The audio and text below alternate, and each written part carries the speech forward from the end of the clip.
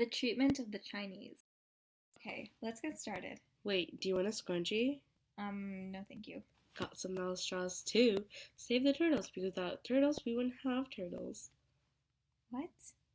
Okay, fine. Tell me a story about how Canada was all like, no to the Chinese. Alright, in 1858, Chinese immigrants settled in Barkerville, British Columbia and became the first Chinese community in Canada. Oh, yeah, I remember now. The Chinese found employment as domestic servants. Employers generally liked the Chinese labor because they were cheap and reliable, right? Yeah, finally. Good job. I know. Canada needed a railway that would stretch across one side of the country to another.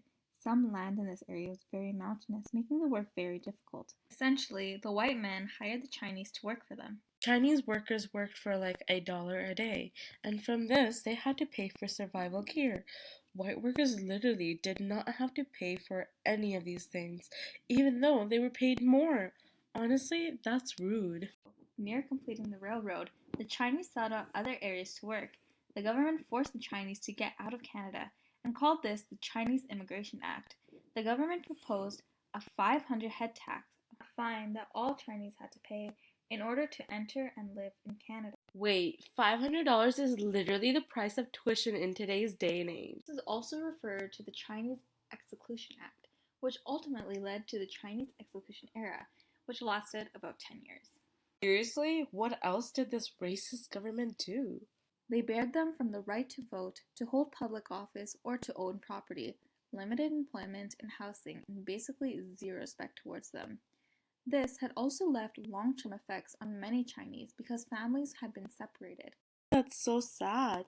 Did the government ever realize their mistakes? Definitely did, and they issued a professional apology to everyone that was affected by the head tax and the treatment towards the Chinese, and to the future generations.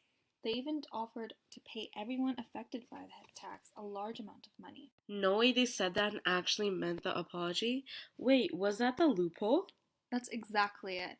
They offered it to the people who were affected by the head tax. Stephen Harper's apology was issued back in 2006.